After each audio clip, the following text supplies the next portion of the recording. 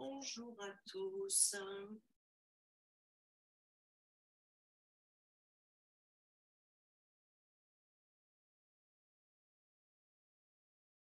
Se connecte.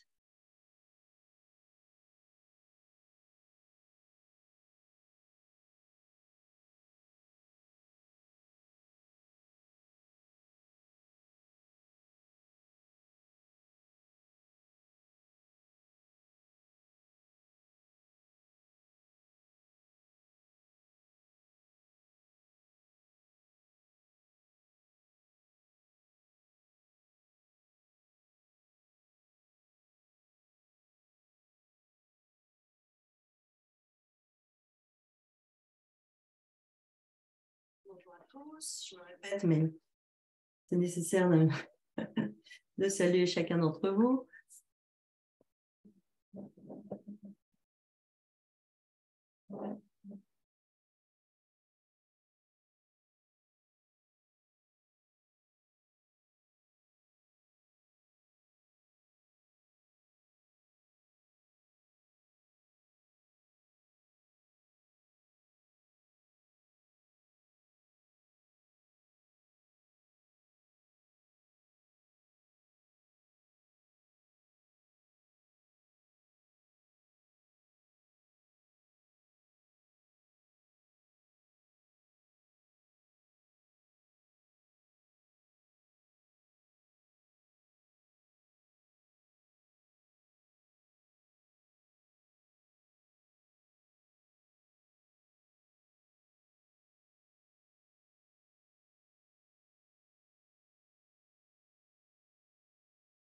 Bonjour à tous, on est déjà à 62. Alors on va attendre encore un petit peu, quelques instants.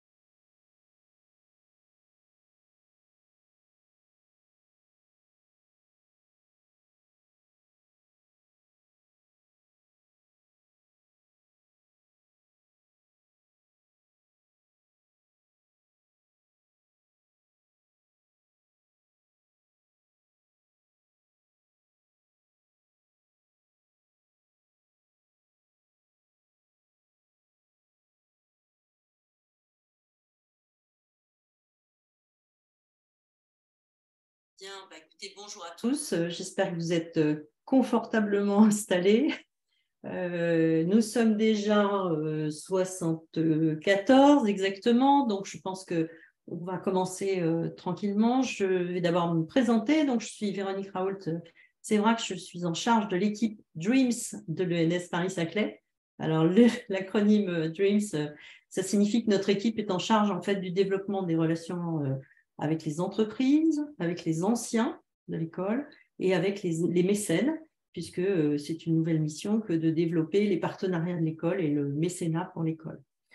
Alors, tout d'abord, quelques modalités pratiques. Comme vous le voyez, seuls les intervenants ont une caméra ouverte et un micro pour l'instant fermé, mais qui va bientôt s'ouvrir.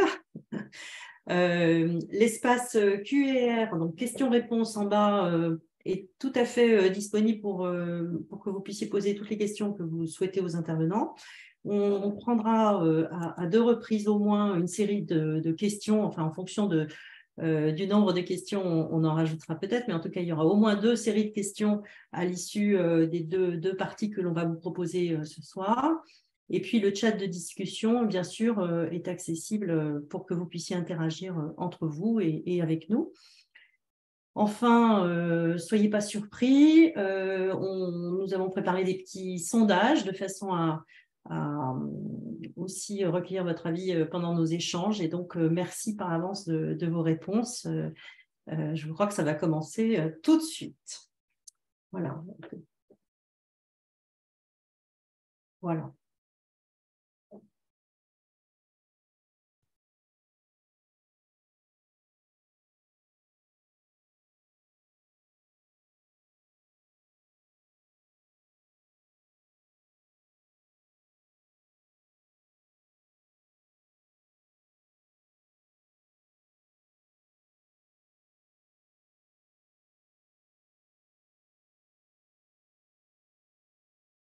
Parfait.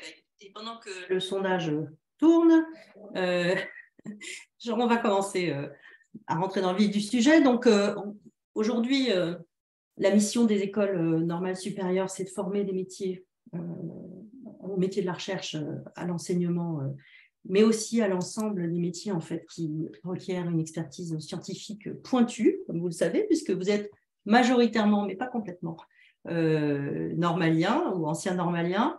Les intervenants qui me font l'honneur aujourd'hui d'avoir accepté d'être présents vont partager ce qui caractérise pour eux l'identité normalienne et également l'implication des normaliens sur tout type de causes et d'activités.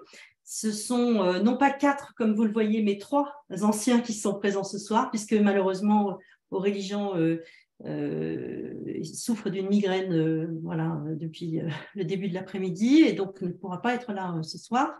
Néanmoins, j'espère que ces 3 anciens de l'ENS Paris-Saclay témoigneront de leur engagement sur la cause qu'ils ont choisi de vous présenter ce soir et qui partageront leurs idées et échangeront avec vous sur ce que c'est que l'engagement donc, des normaliens, la manière dont ils agissent individuellement et collectivement, et puis quel impact on peut espérer de cet engagement.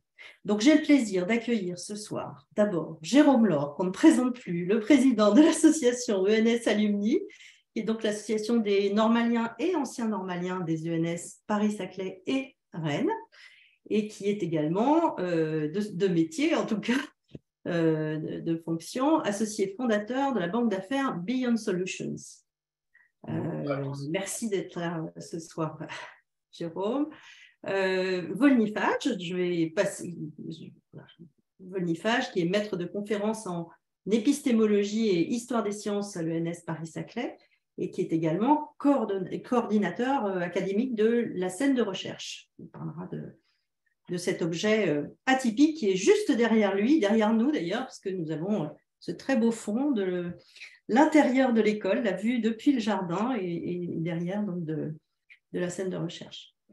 Et puis enfin, Nathalie Carrasco, professeure en sciences planétaires et qui est présidente de l'ENS Paris-Saclay depuis 2 jours.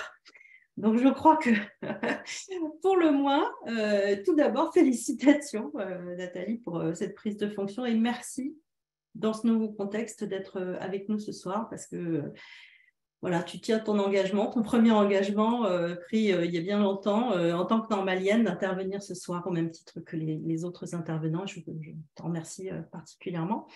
Et je crois que je vais commencer par une première question pour toi, tout simplement un peu générale. Une question qui concerne l'esprit normalien. Qu'est-ce que, selon toi, l'esprit normalien? Merci Véronique pour cette introduction. Et puis, effectivement, j'ai la joie et l'honneur d'avoir été nommée cette semaine à la présidence de l'ENS Paris-Saclay.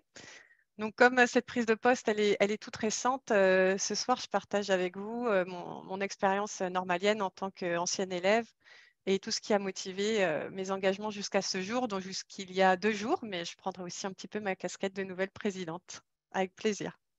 Donc, en quelques mots, pour répondre à ta question, Véronique, j'y ai réfléchi et je pense que cet esprit normalien, on l'a tous en nous dès le départ. Je pense qu'il y a aussi un aspect un peu inné de germe de l'esprit normalien avant de rentrer à l'école.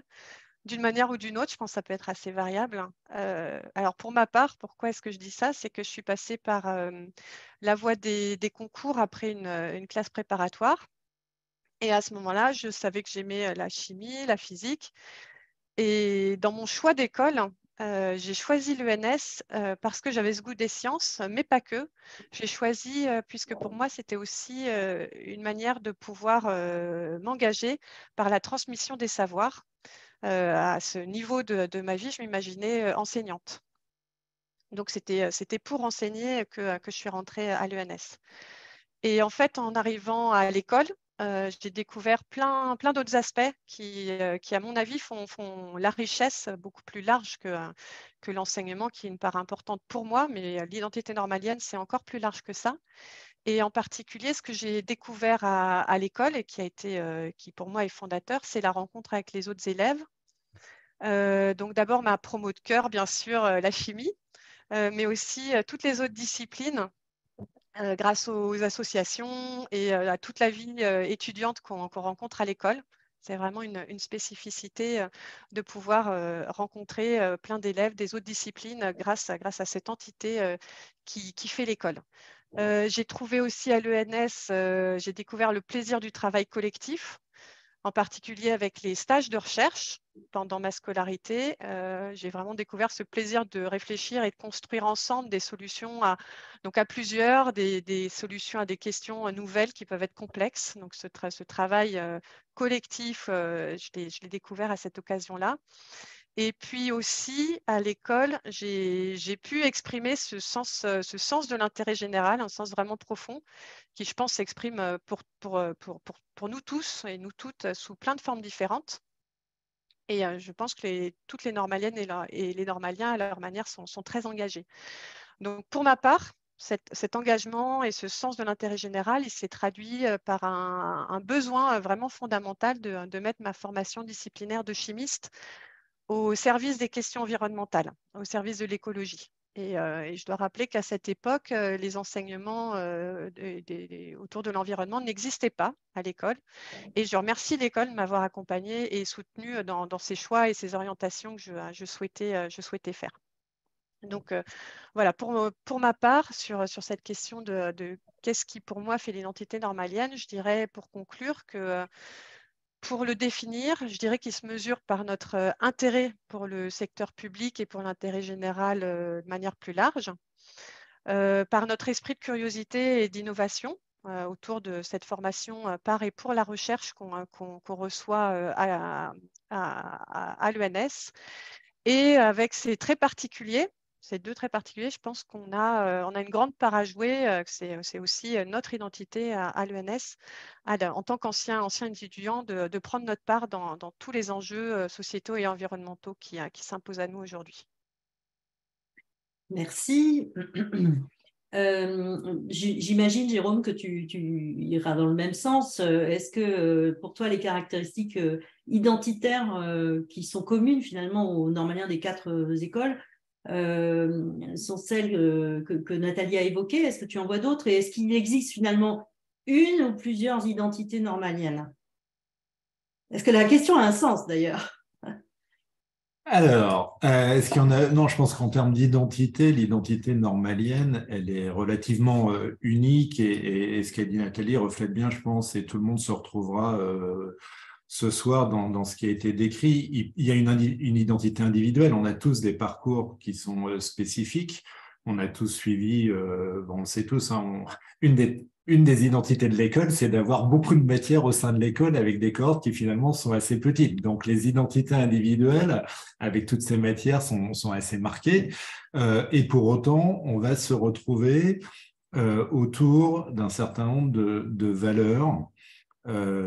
Alors, ces valeurs, c'est oui, un sens de l'intérêt général, peut-être parce que l'école est une école publique fortement arrimée sur ces notions d'enseignement, d'éducation, de recherche, qui sont quand même au cœur, on aura l'occasion d'y revenir, je pense, d'un certain nombre de sujets, d'organisation de notre société en France, de valeurs qui sont portées à travers ces institutions qui sont quand même assez particulières dans notre pays. Et puis, derrière, chacun construit son parcours en gardant toujours quelque part cette notion que la chose publique est quelque chose de très important, qu'il faut défendre, qu'il faut maintenir, encadrer, faire évoluer, et on va se retrouver autour de ces notions pour faire avancer les choses.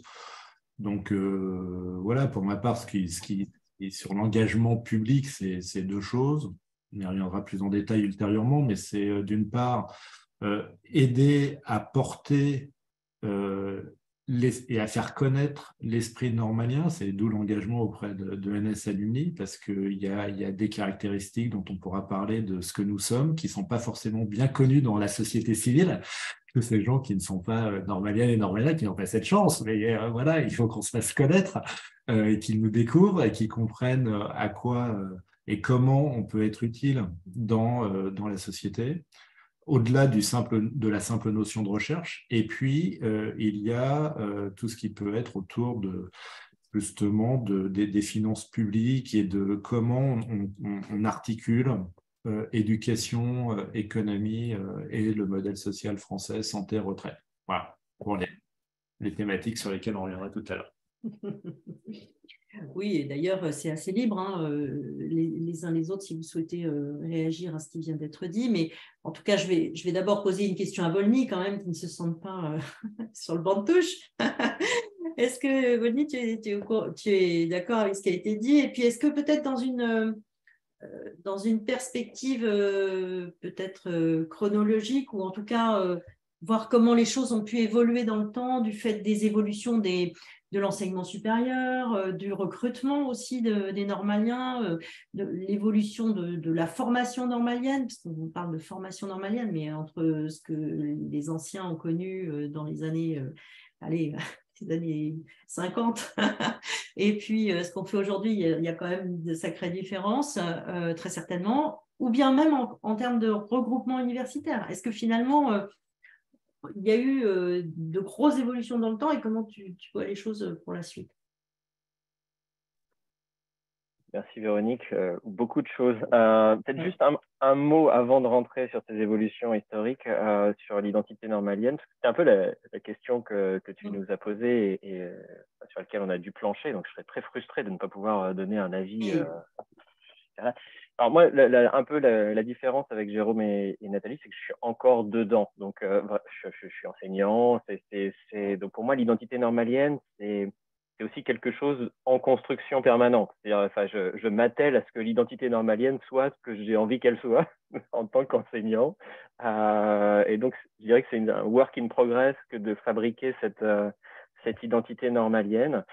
Déjà, identité, je pense qu'il faut vraiment distinguer. Enfin, la notion d'identité est assez compliquée. Donc, moi, je la prends avec beaucoup de pincettes et je pense qu'il ne faut pas qu'on ait d'incompréhension. Il ne s'agit pas de corporatisme vraiment. Je pense qu'en ça, les ENS se distinguent pas mal de certaines grandes écoles où il y a des esprits de corps qui sont un peu différents. Nous, on est vraiment très divers, très variés dans notre identité. Donc, essayer de chercher le substrat commun, l'espèce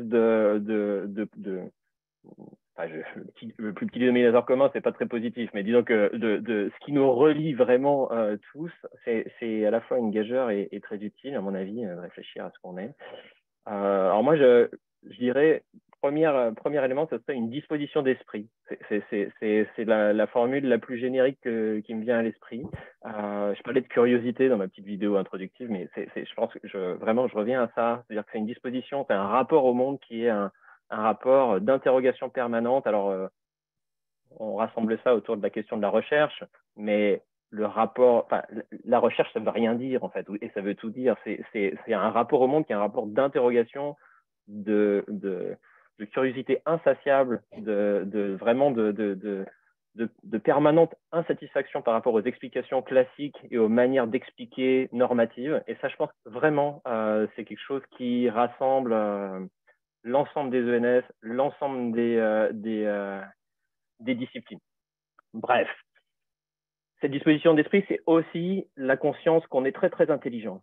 C'est moi, la première chose qu'on m'a dit quand je suis arrivé en physique, oui, parce que j'ai pas dit mon parcours, mais je suis rentré en physique. Après, j'ai fait une thèse d'histoire et aujourd'hui, j'enseigne l'épistémologie et je fais de la sociologie en recherche. Donc, voilà, donc, disciplinairement, c'est assez vaste.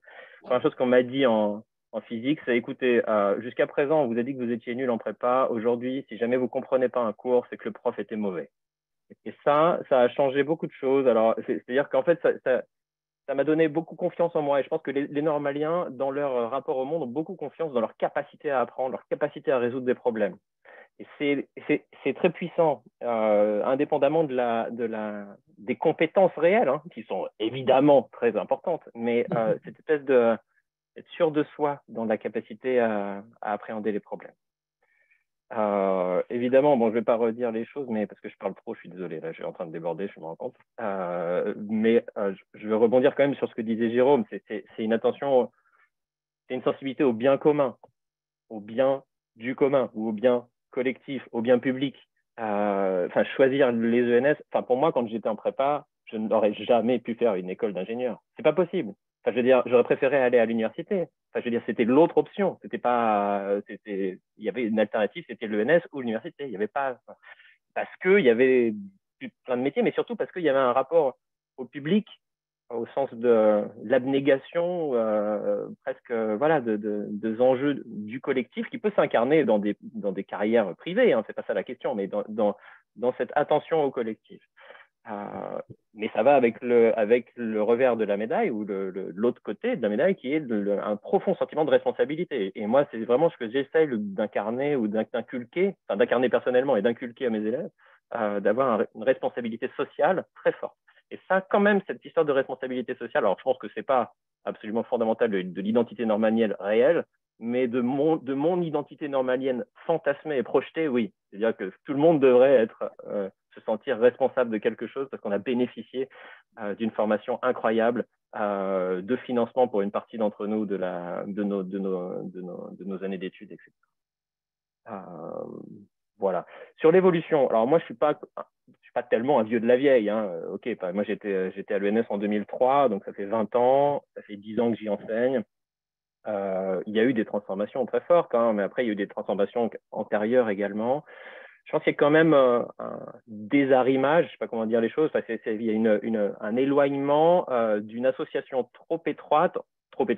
très étroite antérieurement entre les ENS et le monde de l'enseignement et de la recherche de manière univoque, où les normaliens, il y aurait une sorte de parcours type unique qui serait passer l'agrégation, passer un doctorat, tous les normaliens seraient docteurs et agrégés, et ensuite pourraient se déployer dans la vraie vie, etc. C'est beaucoup moins le cas avec la mise en place des différents diplômes des ENS. Hein, donc, il y en a un à l'ENS Paris-Saclay, il y en a dans les autres ENS. Les diplômes, en fait, fabriquent des parcours beaucoup plus à la carte, beaucoup plus variés, et on peut se retrouver en SHS, c'est évident. Hein, on peut à la fois faire des carrières d'énarque, être administrateur de l'INSEE ou évidemment faire de la recherche dans le SR. Voilà. Et donc, c'est extrêmement vaste. Peut-être, puisque tu viens de l'évoquer, est-ce que tu peux nous dire juste un petit peu plus par rapport au parcours actuellement dans l'école et en particulier celui qui te concerne sur la scène de recherche, sans entamer la suite de nos propos, mais en tout cas sur la question des parcours dans le cadre du diplôme. Alors, dans le cadre du diplôme, le diplôme de l'ENS Paris-Saclay est à la fois très complexe, au sens où il permet beaucoup de choses. Donc, il y a plein d'éléments extrêmement variés qui permettent d'avoir des parcours quand même relativement interdisciplinaires à la carte, où on peut choisir de positionner dans les 4 ans, parce que je rappelle que ça dure 4 ans, il y a une année qui est particulièrement libre. Enfin, je vais insister sur cette dimension-là du diplôme. Alors, qui peut être choisi pour passer l'agrégation, mais qui peut aussi être choisi pour faire, je sais pas, une année prédoctorale à l'étranger. Ça, c'est la grande nouveauté des 5-6 années précédentes. Ou qui peut être utilisé pour faire ce qu'on appelle des années de recherche thématique ou des années spécifiques de diplôme. Bref, c'est du jargon, mais c'est une année où on choisit d'étudier une thématique particulière. Et donc, on peut choisir d'étudier les technologies quantiques, l'intelligence artificielle, ou là où j'arrive à la perche que tu me tends, on peut travailler sur les interactions entre sciences et culture au sens large. Et puisque tu me tends la perche, j'ai participé à la création d'une année de recherche thématique qui s'appelle ARC, donc année de recherche en recherche-création, dont nous avons la 2e promotion cette année et qui marche très bien et qui rassemble des élèves scientifiques, des étudiants artistes qui travaillent ensemble à des projets collectifs et qui forment, là je le fais en une phrase très très rapide, qui forment à des carrières extrêmement variées, allant de la médiation scientifique jusqu'à, pour les artistes plutôt, mais aussi pour des scientifiques en reconversion, ce qui existe aussi, des métiers de la création, en passant par des métiers de l'administration d'établissements culturels. Donc on a un panel extrêmement large de débouchés, et ça c'est la scène de recherche qui coordonne, qui porte cette année de recherche spécifique. Alors, ça a l'air de rien, on a l'air de s'être éloigné du sujet principal de l'identité normalienne, mais c'est aussi ça, la capacité à inventer des nouvelles formation, des choses extrêmement disruptives, pour utiliser un, un terme voilà, à la mode ces dernières années. Et en même temps, si on essaye d'élargir un tout petit peu le regard, de prendre une perspective presque internationale, est-ce qu'on trouve des écoles et donc des identités qui ressemblent à la nôtre, en fait? Est-ce qu'on arrive à... quand on se compare, souvent on se rassure, parce qu'on est plutôt content de ce qu'on est. Mais est-ce que ça existe quelque part ailleurs qu'en France, ce type de culture qu'est la culture normalienne? Alors, je ne sais pas, peut-être Jérôme qui a voyagé. Alors, avec un regard peut-être un peu particulier, je laisserai Nathalie et Véronique commenter sous l'angle plus académique. Je pense que sous l'angle académique, il y a une école normale supérieure en Italie, et je pense qu'il y a des pays qui ont ça. Mais pour rebondir et faire écho à ce que disait Véronique, si on reprend cette notion de curiosité, de transversalité, de capacité de la normalienne ou du normalien à accumuler ses connaissances, à leur donner sens, à les structurer, on est probablement l'une des rares écoles au monde à identifier ce type de talent aussi jeune via le concours. C'est-à-dire que quand vous allez faire un doctorat à Harvard, à Cambridge, ou peu importe, ou MIT, Caltech, en fait, vous arrivez, vous avez étudié avant. On ne vous a pas identifié comme un potentiel chercheur ou une potentielle chercheuse, en fait, ou avec cet esprit recherche, cet esprit normalien. En fait, je pense qu'on est, oui, le seul établissement qui va aller identifier des talents qui sont capables de porter cette curiosité, cette capacité de synthèse, cette confiance en soi à donner du sens, pour reprendre les termes de Bonnet, à donner du sens à des matières complexes. En fait, oui, ce sera, je pense qu'on est à peu près la seule école à le faire si tôt. Et d'ailleurs, ça se traduit, sans chercher à avoir des classements, parce que, bon, voilà, on sait tous comment sont faits les classements, souvent par les États-Unis, donc ça biaise un peu le système, mais on est l'école qui a le plus grand, enfin, l'école au sens large, hein, qui a le plus grand nombre de prix Nobel par tête d'élève. Je crois que Polytechnique est 5e ou 6e, donc c'est pas mal. Et au milieu, il y a Caltech et Harvard quand même. Mais ça prouve que cette façon d'aller chercher, d'aller détecter des talents très tôt, on a dit qu'on avait choisi l'école normale supérieure, mais l'école normale supérieure a aussi pas mal tendance à choisir qui les rejoint. Si on prend les sciences mathématiques, entre un polytechnicien et un normalien, c'est pas forcément le même profil qui s'oriente vers une école ou une autre. Et ça, c'est quand même un savoir-faire qui nous est assez spécifique. Nathalie, est-ce que tu veux ajouter quelque chose ou... Je rebondis là-dessus. Je pense que c'est ça qui explique, pour en revenir à cet attachement qu'on a à l'école et à cette responsabilité qu'on ressent après tout du long de sa carrière vis-à-vis de la chose publique, vis-à-vis de l'ENS. Je pense que ça vient de là. Je suis complètement d'accord avec Jérôme. Je pense que ça vient du fait que c'est venu très tôt au tout début de notre carrière. Ça nous met vraiment le pied à l'étrier et que on sent cette responsabilité après à vie à quel point quelque part l'enseignement supérieur et la recherche nous forme et nous donne toutes ces clés, tous ces outils pour pouvoir après le rendre et être à notre tour transmetteur, inventeur, innovant. Je pense qu'effectivement, ce côté détection très très jeune, à un moment vraiment clé au démarrage de notre formation et de notre jeune carrière professionnelle, est un point vraiment très important qui explique cet attachement sur le long terme. Pour rebondir à ce qu'a dit Volny sur également qu'est-ce qui rend l'école unique aussi dans le paysage, c'est sur ces évolutions. Moi, je l'ai témoigné tout à l'heure sur mes envies à l'époque de travailler pour l'environnement.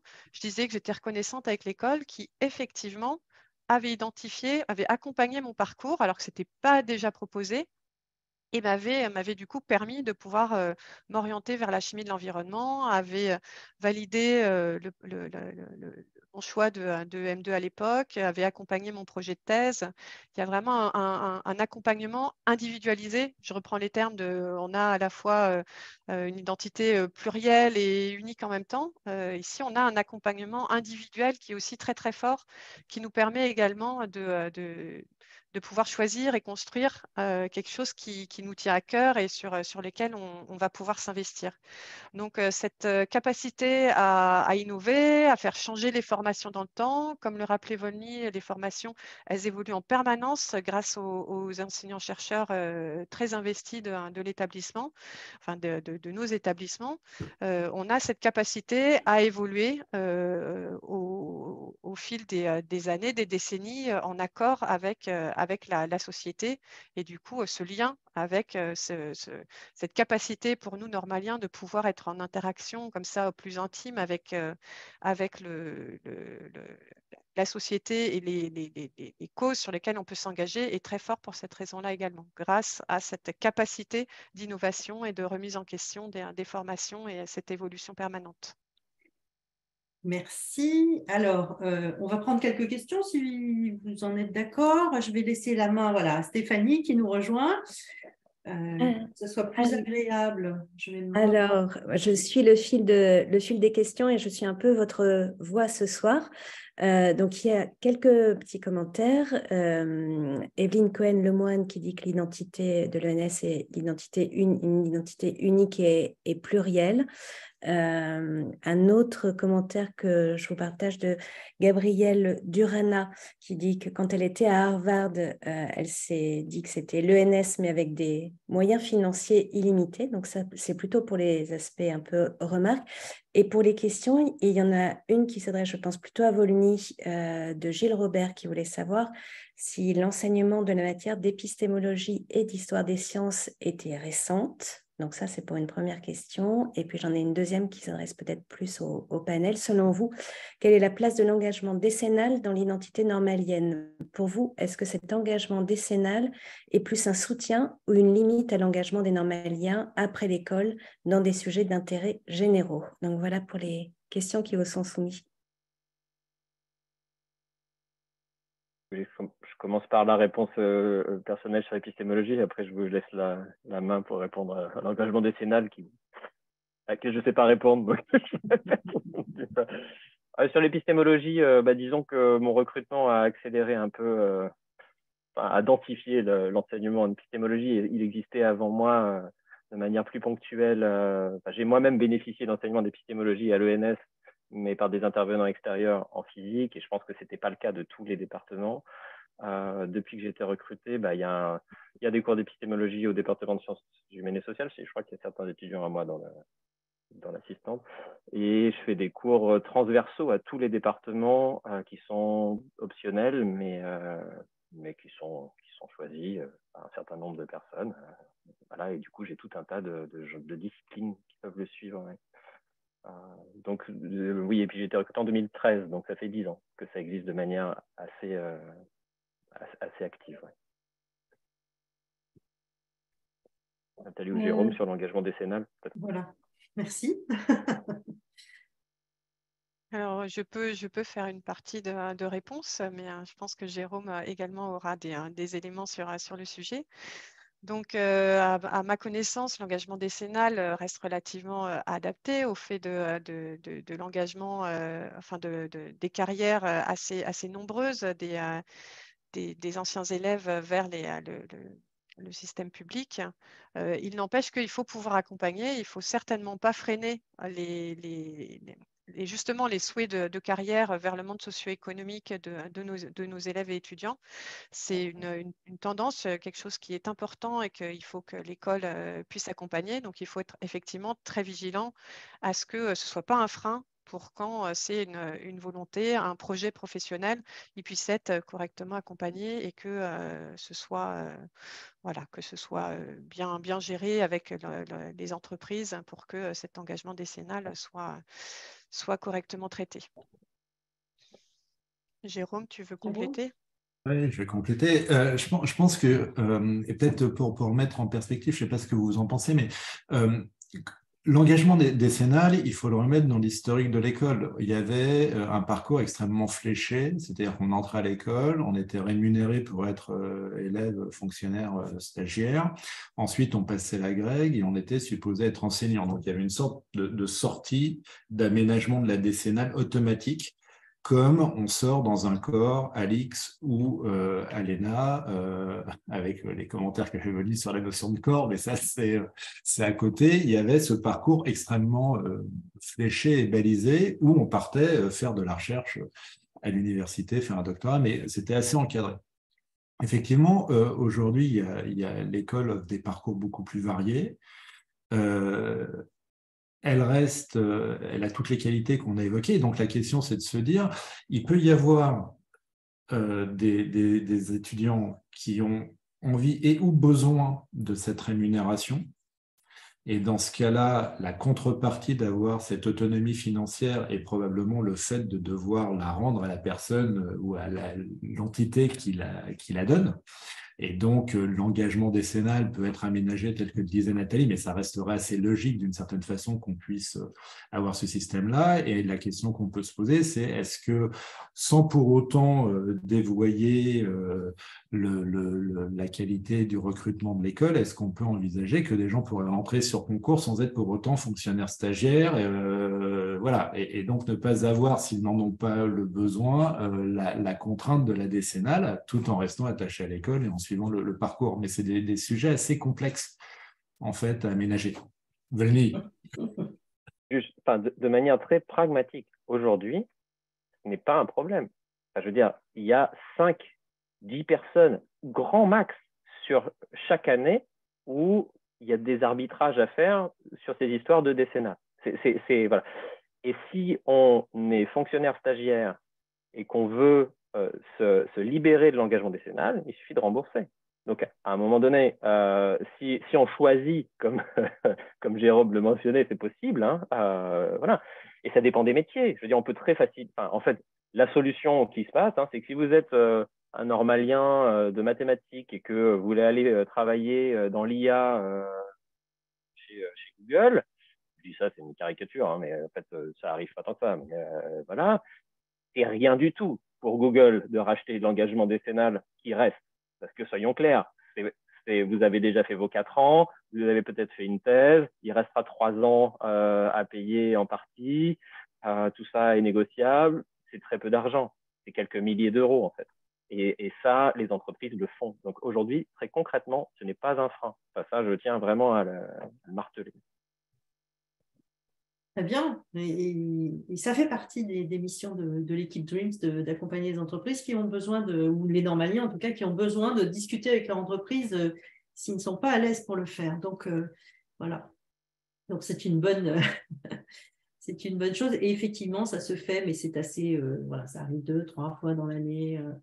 C'est vraiment très modeste. Alors, ce que je vous propose, c'est de balayer, voir si on a bien répondu. Stéphanie, peux-tu nous dire si on a bien répondu à l'ensemble des questions qui avaient été posées? Il me semble qu'il y en avait une dernière qui a été posée entre-temps. Oui, il y a une dernière question. Comment voyez-vous l'interdisciplinarité et la capacité des pensées transverses pour une vision globale des problèmes et systèmes comme le socle de l'identité des normaliens? Alors, qui se lance? Je pense qu'on peut tous répondre là-dessus, parce qu'on a tous envie.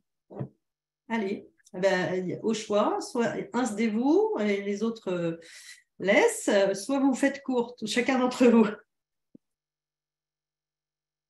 Vas-y. Vas-y, on sent que tu bouillonnes, Nathalie, vas-y. Je pense que pour le coup, c'est un élément absolument… Je reviens sur l'identité normalienne. Je pense que c'est vraiment une des grandes forces de l'école, c'est de pouvoir construire justement des choses innovantes à l'interface interdisciplinaire, qu'on ne travaille pas uniquement en silo, c'est des choses qu'on travaille et c'est là-dessus que le monde de la recherche a besoin. On a besoin d'interdisciplinarité. On a besoin tous les, voilà, je reviens sur les enjeux sociétaux, les enjeux environnementaux. Ils s'abordent forcément avec une démarche complète et complexe qui va combiner des méthodes et des disciplines complémentaires. Donc, l'approche interdisciplinaire, pour moi, elle est absolument fondamentale et c'est un des atouts de l'école. Et si je peux me permettre, c'est un des atouts en plus de l'évolution, cette fois de l'école, l'ENS Paris-Saclay, avec son site unique, la construction de tous les DER et puis les laboratoires qui sont tous intriqués et qui permet justement que tout le monde se rencontre au coin de café de manière informelle, formelle. L'interdisciplinarité, elle a tout ce qu'il faut à l'école pour se construire et se développer et c'est essentiel pour l'avenir, pour la recherche et les grands enjeux. Donc pour moi, c'est un élément absolument indispensable qui correspond à l'identité de l'ENS et de l'ENS Paris-Saclay. Très bien. Alors, je vous Merci, propose, Madame la Présidente. après cette première séquence, ce que je vous propose, c'est d'inclure ce que vous aviez à dire sur ce sujet-là dans la deuxième séquence. Parce que sinon, je vois le temps filer. Et c'est passionnant, mais voilà, c'est moi qui suis garante du chrono. Du coup, après cette question de l'identité normalienne, je vous propose qu'on passe à la partie engagement ou implication autour de deux questions principales. Comment les normaliens peuvent-ils être force de proposition et servir de relais dans la transformation de la société? C'est quelque chose qui me tient particulièrement à cœur, de la société et des espaces sociaux. Et puis, quels sont les engagements individuels et collectifs des normaliens? Est-ce que vous en avez connaissance? Et on va lancer un petit sondage pour ceux qui sont dans l'espace virtuel de la salle, en même temps qu'on commencera sur cette première question. Donc, normalement, le sondage est lancé. Voilà. Alors, est-ce que tu peux nous dire, Nathalie, ce que c'est pour toi que s'engager en tant que normalienne, comment tu le vis, comment tu l'incarnes? Voilà. Est-ce que tu as à nous dire sur ce sujet? Et puis ensuite, messieurs, vous pourrez rebondir. Bien sûr. Donc, je reprends bien sûr ce qu'on a dit tout à l'heure, à savoir que les formes d'engagement, elles sont à géométrie variable, elles sont multiples. Je pense que pour chacun d'entre nous, elles prennent des formes qui peuvent être très personnelles et très différentes. Donc là, je vais parler de vraiment juste mon cas. Donc, jusqu'à ce jour, mon engagement normalien, je pense qu'il s'est traduit sous deux formes principales. Le premier point auquel je pense, c'est mon engagement envers les jeunes avec mon métier d'enseignante. Donc, voilà, personnellement, je trouve énormément de sens à mon métier, à ce métier d'enseignante, à aider les jeunes au mieux de leurs capacités à monter en compétences. Donc, j'enseigne à l'université. Donc, tous les jeunes qui arrivent, pouvoir les aider, les accompagner au mieux de leurs possibilités et les accompagner également à devenir acteurs de leur vie et de leur choix professionnel. Encore une fois, la formation, c'est un moment vraiment charnière dans sa vie. C'est le passage de l'enfance à l'âge adulte. Et du coup, c'est un moment où, voilà, en tant qu'enseignante, je trouve énormément de sens et de plaisir à pouvoir aider, contribuer à cette étape de la vie des jeunes. Et ce, de la licence au doctorat à tous les niveaux. J'encadre également en recherche et j'aime énormément ça, ce côté engagement auprès des jeunes et aide auprès des jeunes. Donc ça, c'est un point qui est une vraie vocation, je pense, chez moi. Et le second point, c'est celui que je vous ai déjà un peu décrit, c'est mon engagement pour l'environnement que j'ai construit dès ma formation à l'ENS. Donc, c'est évidemment un engagement scientifique du fait de ma spécialité de recherche aujourd'hui, mais c'est aussi quelque chose de encore plus profond. C'est un engagement également citoyen et très personnel. Donc, je m'engage pour comprendre et agir au mieux pour l'environnement et sa préservation et en responsabilité, bien sûr, encore une fois, du legs qu'on prépare aux nouvelles générations. Donc, en plus, je reviens sur le fait que les ENS, on disait, ce sont des établissements un peu particuliers. On est peu de normaliens finalement et de normaliennes, si on compte par rapport à toutes les écoles et tous les étudiants qui passent par les universités. Donc, on est peu de normaliens et de normaliennes. Donc, on pourrait se dire que notre influence, elle est en quelque sorte limitée. Mais moi, en tout cas, en ayant combiné ces deux éléments, à la fois enseignement et environnement, eh ben, j'ai le sentiment d'avoir à mon échelle un impact qui compte en contribuant à former de nombreux jeunes à ces enjeux qui comptent pour moi, ces enjeux environnementaux, pour qu'ils agissent à leur tour efficacement. Donc, il y a aussi un aspect démultiplication de l'effet qu'on peut faire par cet engagement en tant qu'enseignant qui, pour moi, est très important. Merci. Volny, toi, tu étais coordinateur de la scène de recherche de l'ENS Paris-Saclay. Alors, est-ce que c'est une cause? Je ne sais pas, mais en tout cas, je ne suis pas certaine que tout le monde connaisse ce qu'est la scène de recherche. Est-ce que tu peux d'abord nous dire exactement de quoi il s'agit et puis ce qu'elle peut éventuellement apporter à la société dans son activité? Oui, donc on peut dire que mon engagement depuis 2 ans, dans le cadre professionnel, hein, pour le coup, c'est une partie de mon temps qui est assez conséquente. Hein, et puis je pense que c'est un engagement parce que ça déborde très largement sur sur les quantités d'heures que je dois faire, a consisté à accompagner la création et la mise en place et la mise en orbite, j'aime bien dire, d'une nouvelle salle de spectacle qui est derrière moi, là, le cube blanc là-haut, là, qui s'appelle la scène de recherche. Donc, cube qui a été construit, qui a été commandé, envisagé dans le cadre de la construction du bâtiment. Hein, donc, c'est vraiment au cœur de l'ENS pour ceux d'entre vous qui ne sont pas venus sur le site d'Agif, c'est vraiment au cœur du bâtiment. Et donc, l'idée, c'était de faire exister ce lieu de culture au cœur de l'ENS, qui est au cœur du plateau de Saclay, qui est au cœur d'une ville nouvelle, qui est au cœur d'un écosystème en construction. Et donc, il s'est agi, donc c'était une commande un peu de Pierre-Paul Zaliot, hein, qui voir en disant qu'est-ce qu'on peut en faire et on va en faire quelque chose de super et donc l'idée c'est de créer de créer un espace pluriel où on peut se déployer des formes d'engagement variées. Donc premièrement c'est un lieu où j'engage les normaliens à s'engager et les normaliennes à s'engager, donc c'est une première voilà. C'est très concrètement, c'est un lieu de programmation, hein, où il y a une programmation toute l'année de spectacles. Très concrètement encore, c'est un lieu de rencontre, donc autour de ces programmations, en amont des programmations, mais aussi en périphérie des programmations, un lieu de rencontre d'abord entre des scientifiques et des artistes, où on travaille à la programmation de spectacles de tous ordres qui croisent des questions scientifiques et techniques avec des questions artistiques. Mais c'est aussi, et j'ai envie de dire surtout, un lieu de rencontre entre des scientifiques de l'ENS, mais pas uniquement, et des publics qu'on espère et qu'on travaille à faire en sorte que ces publics soient le plus variés possible, le plus potentiellement les plus éloignés possibles de la culture, et donc faire se rencontrer ces publics-là avec des scientifiques par la médiation d'artistes, c'est une gageure, c'est un vrai enjeu dans notre pratique quotidienne. Voilà.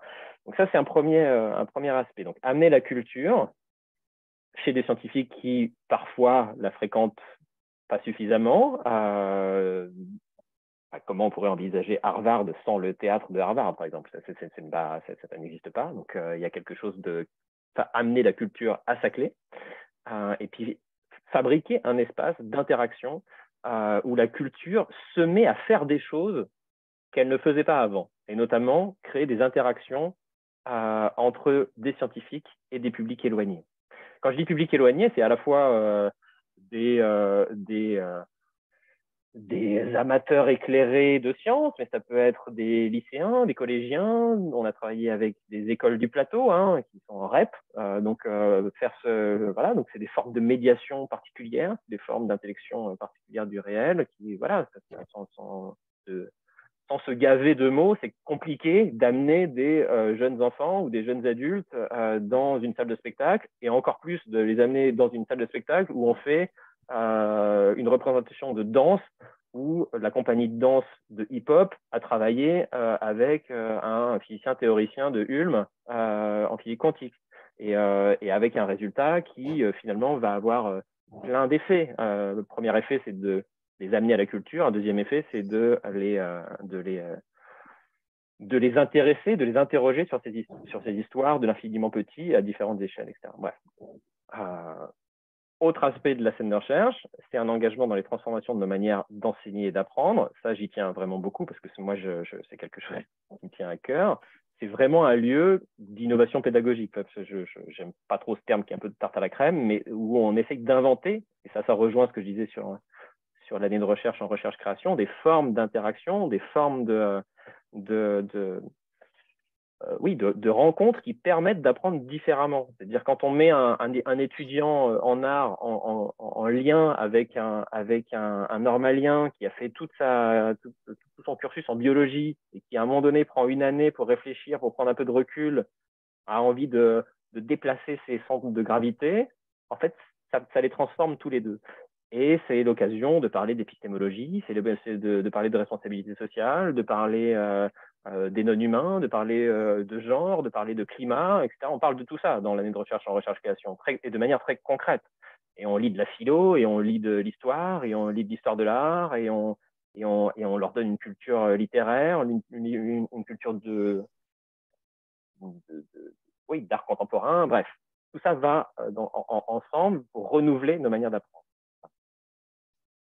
Encore une fois, je suis un peu long, mais c'est l'occasion, d'une certaine manière, aussi d'intéresser, et là je pense que c'est quand même, ça nous rejoint un petit peu tous, hein, des publics qui connaissent pas forcément l'ENS.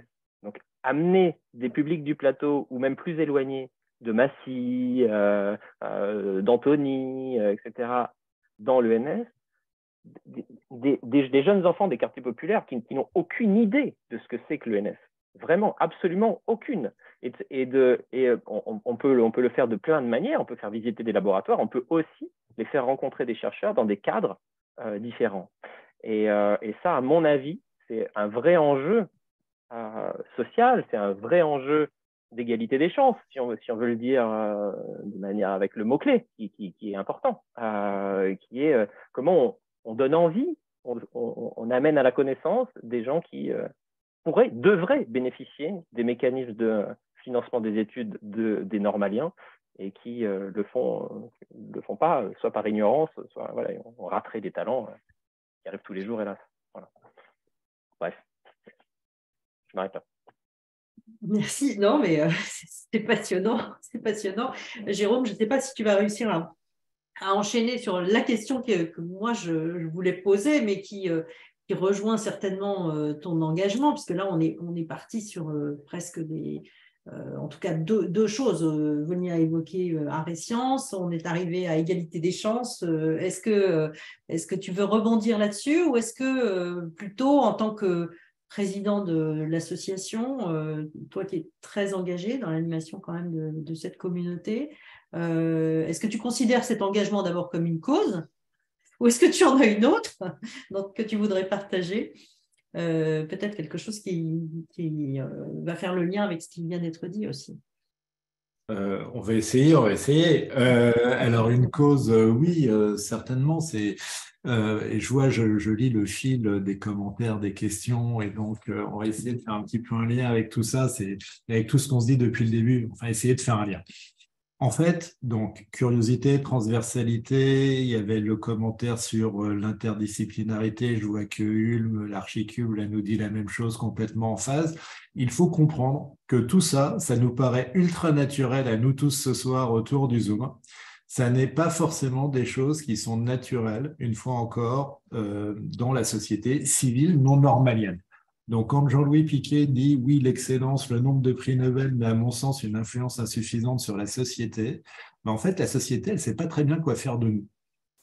Et une des raisons pour lesquelles j'ai choisi de défendre notre communauté et de la promouvoir, c'est pas parce qu'on serait meilleur, plus intelligent, plus ceci, plus cela, tout ça, on s'en fiche. C'est pour tout ce qu'on est en train de se dire, de capacité à essayer de construire un ensemble cohérent autour de problématiques complexes. Ça n'est absolument pas partagé.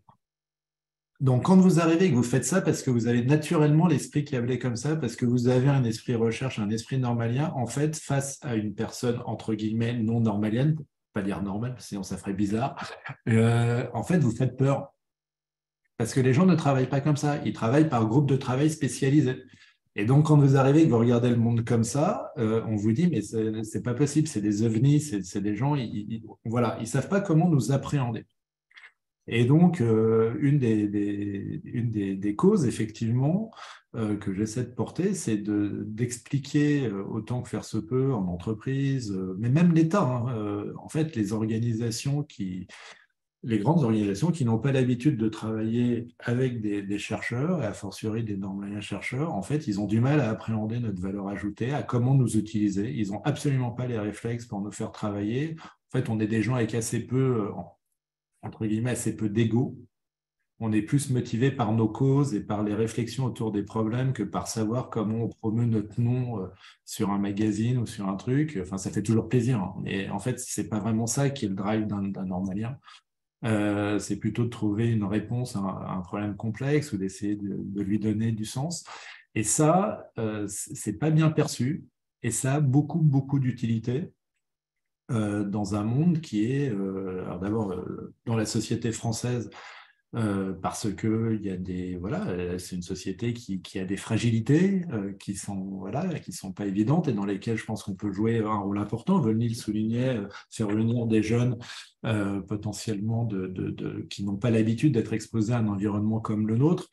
C'est des initiatives à renforcer parce qu'il faut que tous ces jeunes puissent connaître l'école. Dire que n'importe qui peut y accéder. On est une école, en fait, je ne parle pas du niveau, je parle pour tout un tas de raisons, mais les gens ne sont pas informés des parcours, ils ne savent pas comment arriver jusqu'à nous.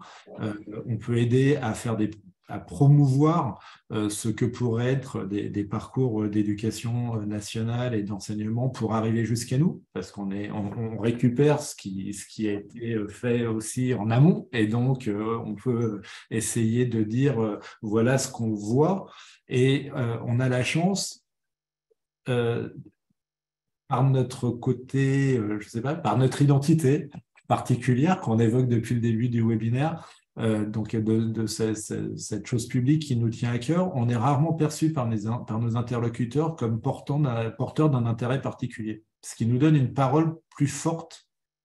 En tout cas, plus forte, je ne sais pas. Mais en tout cas, on nous écoute sans se dire que Nathalie, Volny ou Jérôme vont aller défendre leur petit intérêt particulier, soit d'école, soit de personne. Mais plutôt, enfin on le fait aussi, hein. Mais c'est vraiment la volonté de faire aboutir une cause qui est prise, qui est portée pour faire avancer les choses. Et ça nous donne une responsabilité parce qu'on a vraiment cet accès à tout un tas de gens, des politiques, des dirigeants d'entreprise, etc. On vous dit, vous êtes normalienne, normalien, qui va refuser de prendre son téléphone ou de vous accorder 5 minutes? Il faut préparer les 5 minutes, hein. On n'aura peut-être pas 10, mais pendant ces 5 minutes-là, on peut dire quelque chose, on peut essayer de faire bouger les lignes. Et voilà. Et donc, c'est pour ça que j'essaye autant que faire se peut de porter ces sujets et cette identité normalienne au sein de la société au plus large. Voilà. Formidable. Alors, je crois qu'on a quelques questions. Du coup, on va rappeler Stéphanie, si tu veux bien nous rejoindre. On a des questions à la fois dans le fil de discussion et dans les questions. Oui, ils sont pas très disciplinés, nos anciens normaliens. J'essaie de jongler. Alors, il y a des remarques qui sont partagées. Je peux peut-être ne pas les retranscrire oralement, mais plutôt me concentrer sur les questions. Vous pourrez lire les remarques. Alors, il y avait une question qui s'adressait, à mon avis, plutôt à Nathalie, concernant les enjeux de l'environnement. Pensez-vous que le gouvernement français gagnerait à avoir un conseil scientifique issu de l'ENS pour aborder le problème de la façon la plus transversale possible? Donc, il y avait cette question-là et peut-être une qui s'adresse à Volny sur Scène et Recherche. Est-ce que les œuvres sont enregistrées pour pouvoir participer si on n'est pas sur place? Et j'aurais encore d'autres questions, mais déjà peut-être ces deux premières. Donc, je prends la parole sur la première question, donc les enjeux environnementaux et le lien avec les politiques, les décideurs. Donc là, c'est très lié à ce que Jérôme a déjà détaillé, à savoir comment nous, normaliens, on peut aussi prendre notre part dans quelque part la médiation scientifique, utiliser nos connaissances et notre expertise de pointe aussi au service de la société et en particulier un public très particulier que sont nos décideurs et les politiques. Je pense que là aussi, c'est une part qu'il faut qu'on prenne en tant que normalien, effectivement, de participer à la formation continue, la formation notamment des décideurs, pour les mettre en action, pour qu'ils puissent prendre les bonnes décisions. Là-dessus, on sait bien que la formation scientifique des politiques n'est pas forcément suffisante et que nous, là-dedans, je pense qu'on peut avoir un rôle tout à fait concret et intéressant pour les aider à les mettre en situation de décider avec donc cette part dans la formation scientifique. Donc typiquement, comme des actions qui ont été menées par des collègues de l'Université Paris-Saclay spécialisés dans le climat, qui ont commencé à construire des formations pour le gouvernement, pour sensibiliser tout le monde à ces enjeux, pour quelque part qu'ils comprennent, qu'on leur transmette ce qu'il faut de niveau de connaissance pour qu'ils puissent comprendre et du coup prendre les bonnes décisions. Là-dessus, c'est effectivement une contribution d'experts, mais également d'experts qui savent parler avec le grand public à tout niveau, éclairé, moins éclairé, pour pouvoir également transmettre ces savoirs au grand public et aux décideurs en particulier pour leur donner aussi les moyens de prendre des décisions éclairées. Merci. Volny, tu enchaînes. La réponse est non, pas encore. Mais c'est pas. Bon, je pourrais faire une réponse de théâtreux du type on est dans le spectacle vivant, on est dans l'interaction directe, etc. Pour de vrai, c'est qu'on n'a pas vraiment les moyens encore humains pour effectuer des captations un peu de qualité. S'il s'agit juste de mettre une caméra, voilà, pour l'instant, on l'a pas fait, mais c'est vraiment dans les tuyaux. On aimerait pouvoir faire ça, soit en direct, soit enregistré et les mettre en ligne. Mais bon, voilà, on a une petite équipe, donc voilà, on fait les choses petit à petit. Mais c'est un prochain chantier dans les mois à venir. Stéphanie? Alors, il y avait une question qui s'adressait aussi un peu à tous.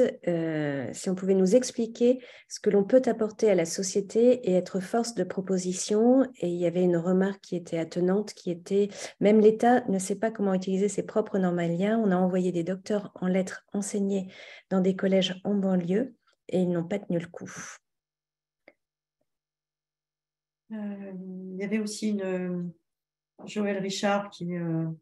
bonsoir Joël d'ailleurs, qui disait qu'il était d'accord avec Jérôme sur les questions de notre identité est très liée à notre savoir-être, non pas basée sur la promotion de notre ego, mais sur notre aptitude à avoir une vision large des problèmes et notre intérêt à les résoudre. Donc j'ai l'impression que les choses vont dans le même sens. Pour reprendre la question de Géraldine, donc si on pouvait nous expliquer ce que l'on peut apporter à la société et être force de proposition, peut-être tu peux intervenir là-dessus? Oui, avec plaisir. Je pense que Aude qui commande, c'est une Aude que je connais et avec qui on veut faire une conférence sur l'éducation, me semble-t-il.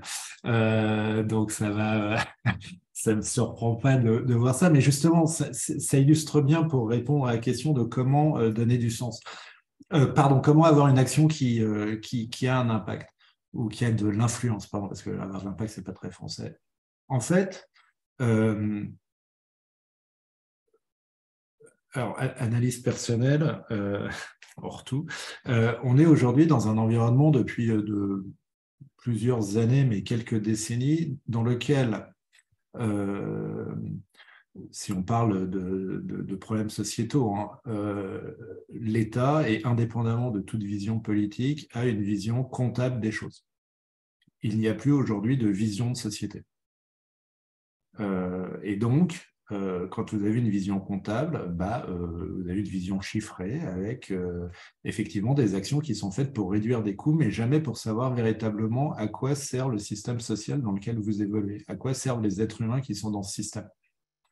En fait, notre rôle, de par notre interdisciplinarité, de par notre capacité à appréhender les sujets sans être totalement soit engagé par une vision politique, mais plutôt par la volonté de répondre à une problématique, c'est de dire comment on peut réfléchir au sujet pour y apporter des solutions de façon collective.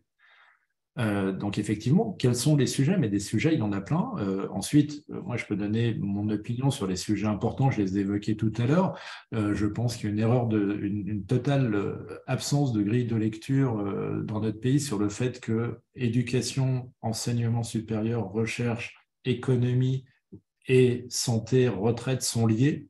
Parce que si vous n'éduquez pas, vous n'enseignez pas, vous n'instruisez pas un être humain, si vous ne lui donnez pas l'esprit critique dont on est en train de vanter les mérites ici ce soir pour qu'il soit force de proposition dans une société, vous le mettez en concurrence aujourd'hui avec 8 milliards d'individus.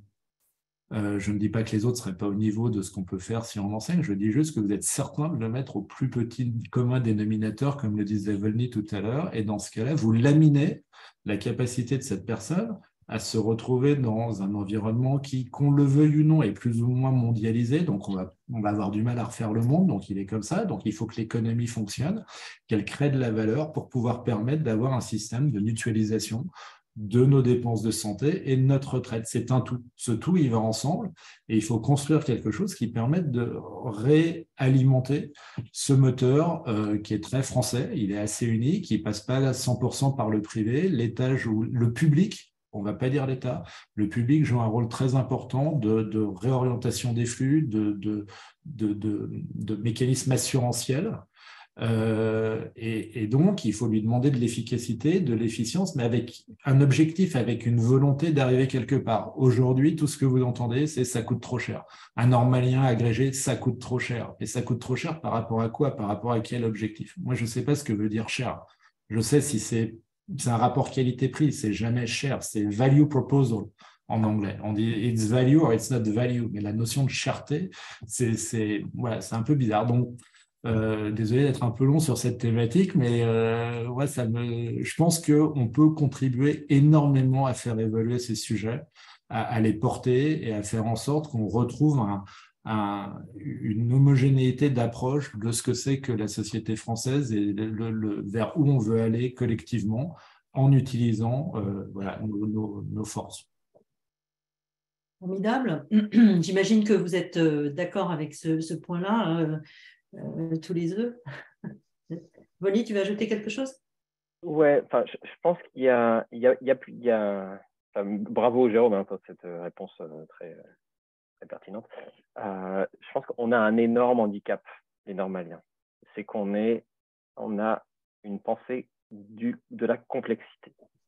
C'est-à-dire que ça rejoint ce que tu viens de dire là. C'est-à-dire que d'une certaine manière, alors, je ne sais pas vraiment identifier pourquoi, mais peut-être que c'est à force de côtoyer d'autres disciplines, que c'est d'avoir suivi mes propres cours, je ne sais pas, mais en tout cas, c'est une blague. Mais en tout cas, il y a une vision des choses qui est difficilement réductible à un seul paramètre. Je dirais qu'en ça, elle s'éloigne très fortement d'une pensée d'ingénieur. La pensée, sans dénoncer qui que ce soit, mais on peut avoir une vision gestionnaire de la société. On peut avoir une vision d'ingénieur de la société où vous avez un certain nombre de paramètres que vous pouvez ajuster et il y a le meilleur ajustement possible par rapport à des choses. Côtoyer des sciences sociales, côtoyer des sciences biologiques, côtoyer des sciences de l'environnement. En fait, ça fait émerger des formes de complexité qui résistent à tout réductionnisme. Et ça, c'est très difficile pour un décideur politique de prendre en compte ces éléments dans une politique publique. Alors, c'est pas parce qu'on n'aime pas ça que ça n'existe pas. Et donc, il ne suffit pas d'éduquer un décideur pour bien comprendre que 2 et 2 égale 4. C'est pas que ça. Évidemment que c'est mieux s'ils savent ce que c'est que le CO2 et que l'effet de serre. Mais je pense que les normaliens, en trustant les places des espaces de décision, en fait, il faut qu'ils arrivent à inculquer des enjeux de complexité pour voir que la politique, d'une certaine manière, les politiques publiques, c'est faire des arbitrages qui ne sont pas des évidences. On ne peut pas dire il n'y a pas d'autre chemin possible. Ça n'existe plus parce que le monde est complexe. Voilà. Et ça, je pense que les ENS peuvent apporter un apport très fort. Il y a un autre aspect, c'est qu'il n'y a pas que l'État. Et les ENS, en fait, déploient leur influence sociale à des échelles, à des niveaux, dans des espaces institutionnels beaucoup plus variés. C'est-à-dire qu'évidemment, il y a l'État, évidemment qu'il y a les politiques publiques. Mais à côté, il y a toutes sortes d'espaces de la société civile, hein, que ce soit dans des sociétés savantes, des amateurs, je sais pas moi, l'engagement dans les prisons, il y a toutes sortes de choses où les normaliens sont partout. Ils fabriquent très modestement, à des échelles parfois plus petites, des espaces alternatifs, des espaces de proposition, où on a des influences à des échelles. Il peut y avoir des leviers de généralisation, mais qui commencent parfois à des échelles plus petites. Et ça, il ne faut pas les négliger. Et je pense que ça commence dès le moment des études. Et ça, moi, je le vois de plus en plus dans mes étudiants. Ils sont de plus en plus engagés dans tout un tas de causes, en particulier, évidemment, les causes environnementales, mais aussi les causes de genre, les causes des dominations, etc., le racisme, tout ça. C'est vraiment des choses qui leur tiennent à cœur. Merci. Alors, ça fait une excellente transition, mais je vais laisser quand même Nathalie, je sens qu'elle piaffe, donc je vais les laisser dire un petit mot, mais ça fait une excellente transition pour la dernière partie. Vas-y. Donc, je peux être que d'accord avec ce que Volny vient de dire et puis Jérôme avant. Ce que je voulais rajouter par rapport à cet aspect question complexe, monde complexe, c'est aussi la complexité je reviens sur ces grands enjeux environnementaux et sociétaux, c'est que effectivement les solutions, alors le problème n'est pas simple et les réponses à choisir et à inventer ne sont pas simples. Et c'est là aussi, je pense, donc là je prends plutôt ma casquette de chercheuse, c'est que c'est aussi sur cet aspect créativité, invention, comment les décideurs, ils vont certainement, je ne veux pas être trop réductrice, mais choisir en fonction de solutions déjà éprouvées, qu'ils connaissent, et puis trouver au mieux très rationalisées. Nous aussi, en tant que normaliens, avec notre formation par la recherche et cet esprit complexe qu'on a décrit auparavant, on a aussi cet aspect créativité et conception, invention de solutions en rupture, de solutions nouvelles et qui vont pouvoir quelque part répondre, en tout cas nous contribuer à notre part pour justement répondre à ces grands enjeux qui demandent de ne pas, enfin, où on ne peut pas juste reproduire et ajuster des schémas et des modèles déjà connus. Absolument. Et du coup, vous venez de l'évoquer un petit peu tous successivement. Les écoles, en fait, elles peuvent permettre non seulement aux normaliens, pendant qu'ils sont dans l'école, mais aussi aux anciens, en fait, de s'engager collectivement. Et pour faire le lien avec tout ce qui a été dit, et sans objectif de synthèse du tout, je voudrais vous prendre l'exemple du plan égalité des chances que tu as évoqué, Volny. Enfin, vous avez été plusieurs à l'évoquer, même sans utiliser le terme.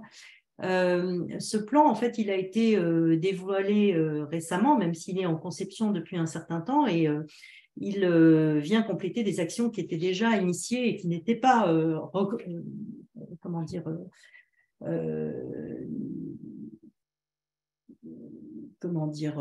installé dans l'espace de l'école et à l'extérieur comme un plan stratégique qui se déploie. Ce plan, il comporte maintenant 3 programmes dont je voudrais juste dire un tout petit mot. Le programme de parrainage et de marrainage d'élèves de primaire par des normaliens qui eux-mêmes sont encadrés pour mener à bien cette action qui est valorisé dans le diplôme. Donc, ce n'est pas seulement un engagement personnel, c'est un engagement qui est reconnu, c'est un engagement qui est encadré, et c'est un engagement qui va bénéficier à des élèves de primaire. Et les ENS sont particulièrement bien placés pour mener cette action très amont. Et du coup, si je reprends ma question initiale de quelle est notre différence avec d'autres grandes écoles qui ont des actions amont, certes, au moment où le tuyau se resserre et où on a peu de diversité, qui ont des classes préparatoires intégrées, qui ont un certain nombre de choses. Nous, on prend les choses très en amont. Il y a sûrement d'autres opérations du même type, mais en tout cas, celle-là, moi, elle me paraît vraiment très intéressante. Et à tiroir, comme je le disais, puisque des normaliens sont impliqués, ils sont encadrés, ils vont sur le terrain pour encadrer et pour expliquer ce que sont les métiers de la recherche et de l'enseignement et ce que peut être l'école normale. Le deuxième volet, c'est une école d'été pour les lycéens. Donc là, on saute, on passe du primaire au lycéen et entre-temps, évidemment, on accueille les collégiens à diverses occasions et en particulier sur les stages du collège. Mais ça, c'est vraiment très traditionnel et beaucoup le font et c'est très important. Le deuxième volet donc, de cette école d'été pour les lycéens, c'est une école d'été qui va plonger en fait le lycéen ou la lycéenne dans le quotidien d'un doctorant. Et c'est important parce qu'en fait, c'est une semaine d'immersion dans l'école. On les accueille, ils sont complètement intégrés. Ils vont se poser une question de recherche qui est une des questions que se pose le doctorant. Ils vont comprendre comment est-ce que dans son quotidien, il va se mettre dans une posture de recherche. Et puis, il y a d'ailleurs un épisode scène de recherche à cette occasion, dans cette école d'été pour les jeunes. Et c'est une session test qui a été réussie en juillet pour la première fois, en juillet dernier, et du coup, c'est déployé cette année. Et puis, le troisième volet, c'est finalement le fait de créer une nouvelle voie d'accès à l'école qui va renforcer la voie qui existe déjà. Je vois Jérôme qui fronce les sourcils et qui me dit « mais de quoi elle parle ?» La voie d'accès que vous connaissez certainement tous, qui est la voie non pas des concours, mais qui est la voie d'accès dite normalienne étudiante. Donc, un tiers de la promotion aujourd'hui, un normalien sur 3 n'a pas le statut de fonctionnaire stagiaire quand il arrive à l'école normale Paris-Saclay. Il est recruté sur dossier, sur résultats académiques et sur entretien. Il a un profil qui lui permet de suivre exactement le même cursus que les normaliens élèves. Mais, et donc 1 sur 3, c'est déjà pas mal. Mais on veut aller plus loin et donc on crée une nouvelle voie d'accès à l'école avec un partenariat avec l'Institut de l'engagement et l'Institut Villebon-Charpac. L'idée, c'est d'avoir des profils, je dirais, encore plus atypiques et pour renforcer la diversité. Et ces 3 actions, finalement, du plan égalité des chances, pour moi, elles résonnent avec l'ADN normalien, il me semble. Est-ce que, d'après vous, et peut-être toi, Jérôme, qui est vraiment connecté à l'ensemble de la communauté, est-ce que tu penses qu'il peut y avoir, et lequel, un effet levier de mobilisation de l'ensemble des normaliens et des anciens pour accompagner ce plan égalité des chances de l'école? Ou est-ce que c'est un peu utopique? Utopique, non. Non, ce ne sera pas utopique. Je pense que d'abord, il faut le faire connaître. Le principal défi, mais tu le connais parce qu'on en parle souvent, c'est que l'école a évolué et donc le rapport ancien-école s'est transformé. Ça peut paraître bizarre, mais on est probablement une des écoles jusqu'à une période assez récente qui n'avait pas besoin d'un réseau d'anciens. Parce qu'en fait, de par le fléchage de carrière que j'exprimais auparavant, en fait, on crée son réseau par son laboratoire, par son univers de recherche. Le lien à l'école existe parce qu'on est tous très fiers et très heureux d'avoir pu passer sur les bancs de cette école. Mais fondamentalement, la notion de réseau au sens qui peut être appliqué dans d'autres écoles n'était pas aussi nécessaire. En revanche, dans la mesure où le parcours est moins balisé, ça nécessite d'avoir une plus grande ouverture sur ce que d'autres ont pu faire, d'avoir plus de dialogue Et on voit bien que c'est l'attente qu'il y a aujourd'hui de l'action de NS Alumni. En fait, notre principale action, c'est de réunir en fait des hommes et des femmes qui ont fait des parcours pour qu'ils puissent échanger, pour se donner une idée. C'est pas pour trouver un job, c'est pas pour... Mais en recréant cette communauté, mécaniquement, tout ce qu'on s'est dit ce soir émerge et on le voit sur le chat et dans les questions. Et donc, mécaniquement, tout ce que tu viens de dire, je présume, interpelle tous les gens qui nous écoutent ce soir, et donc on devrait avoir une forme d'engagement, puisque c'est un mot qui te plaît, autour des thématiques que tu viens de porter. Formidable. Je n'espère que ça, on va dire. Wally, est-ce que tu veux ajouter un petit mot ou Nathalie? Wally? Non, non, je ne peux que applaudir ces initiatives. En effet, la scène de recherche a une toute petite place, tu l'as mentionné, mais c'est vraiment beaucoup plus gros et beaucoup plus ambitieux que voilà, c'est ce que tu as dit. Donc moi, voilà, à part me réjouir, je ne vais rien ajouter, mais c'est okay. Bravo. Nathalie, toi qui arrives. Je reprends un peu ces aspects d'impact, même si, voilà, Jérôme, tu soulignais le fait que, mais je ne sais pas le dire autrement. Je trouve que c'est bien dans nos missions aujourd'hui en tant qu'ancien élève normalien, en ayant profité de ces formations d'excellence aujourd'hui, de quelque part rendre aussi à la société et du coup pouvoir nous engager pour ces questions importantes et aujourd'hui l'égalité des chances. Et bon, je ne sais pas s'il y a d'autres questions qui peuvent être encore soulevées, mais pour le coup, sur ces aspects-là, je pense que c'est important que que j'assume ma casquette de présidente aujourd'hui.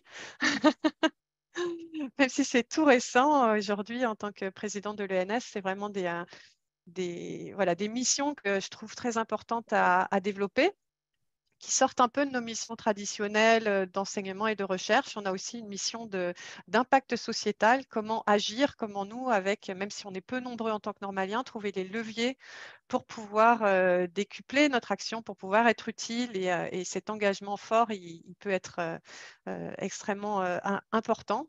Quelques personnes peuvent déclencher. On a des effets, des beaux effets papillons possibles. Donc, en changeant de casquette, en prenant cette fois cette casquette de président, je rebondis sur ce que tu viens de dire, Véronique, et sur le travail formidable que tu déploies.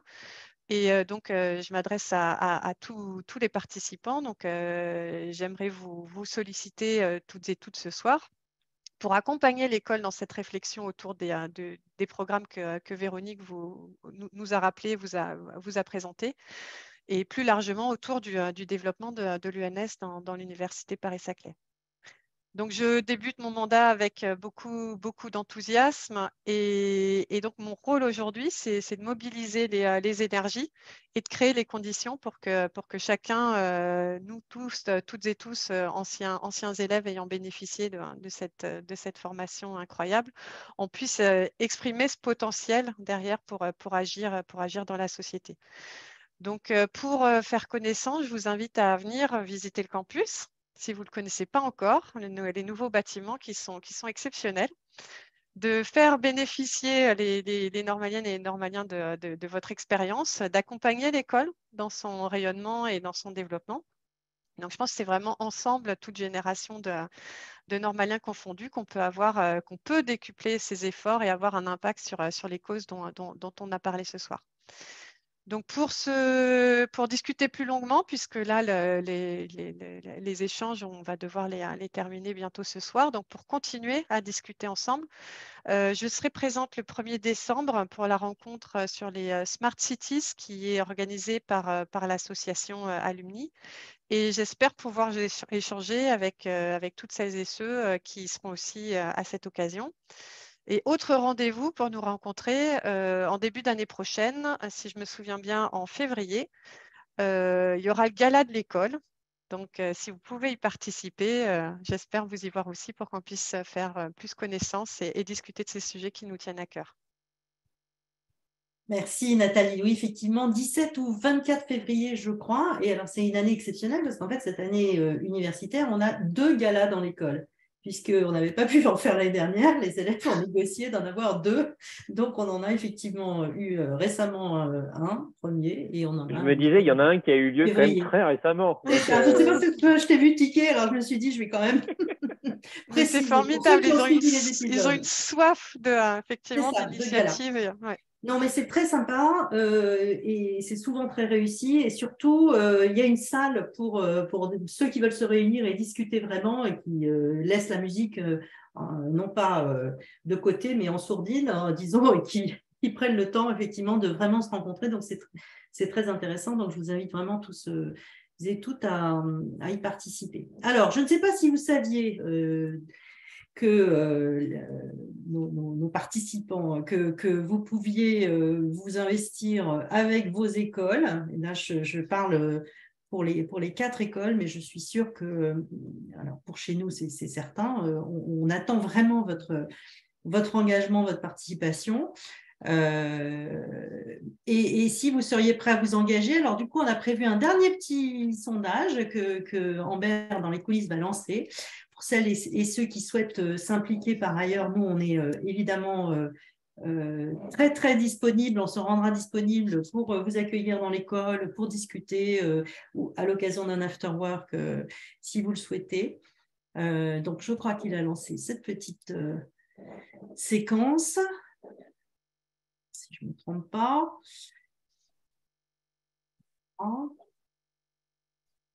Et puis, ben, écoutez, on va s'arrêter, sauf si l'un des intervenants veut remettre un petit mot, ou si on a une dernière question qui était vraiment impossible de louper. Il y a une question tout au début de Sabine Ferrier que je n'ai pas oubliée, même si elle était dans le canal de discussion, qui disait finalement quelle est la place des Normaliens dans l'ensemble de l'université et de l'ensemble des alumni, en fait, la communauté de l'ensemble des alumni de l'université. Ce que je vous propose, c'est qu'on aborde cette question-là pour la prochaine fois.